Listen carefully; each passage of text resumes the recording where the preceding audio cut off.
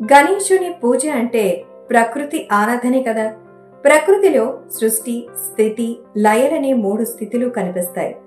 గణేశుని పూజలో ఈ 3 స్థితులకు ప్రతీకలని గమనించొచ్చు.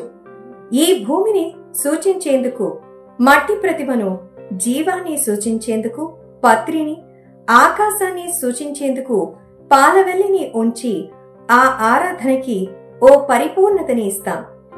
గణపతి అంటే గణాలకు అధిపతి, తొలి పూజలు అందుకునే దేవత.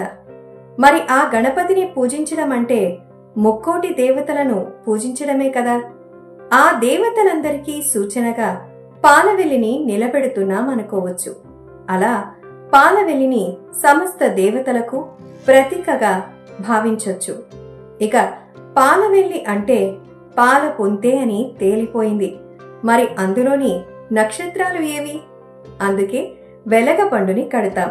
దాంతో పాటుగా ఇక మొక్కజొన్న పొత్తులు, మామిడి పిందెలు, జామ పండులు, దానిమ్మ లాంటి పండ్లన్నీ కడతాం. ఇవన్నీ కూడా వివిధ ఖగోళ వస్తువులకు సూచన అన్నమాట. ఏ దేవతకైనా షోడశోపచార పూజలో భాగంగా ఛత్రాన్ని సమర్పించడం అనేది ఆనవాయితీ. కానీ వినాయకుడంటే సాక్షాత్తు ఓంకార స్వరూపుడు కదా. పైగా గణాపత్యం అనే శాఖ ప్రకారం ఆయనే ఈ ప్రపంచానికి అధిపతి. అలాంటి స్వామికి ఛత్రంగా ఆ పాలవెల్లి కాక మరేముంటుంది? గణపతి పూజ ఆడంబరంగా సాగే క్రతువు కాదు.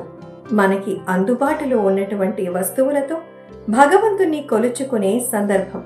బియ్యంతో చేసిన ఉండ్రాళ్ళు, చెట్ల మీద పత్రి లాంటి వస్తువులే ఇందులో ప్రధానం.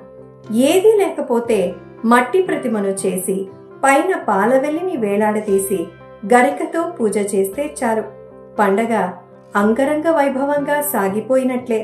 పసుపు రాసి కుంకుమ బొట్లు పెట్టిన పాలవెల్లి గణేశుని పూజకి అద్భుతమైన శోభనిస్తుంది.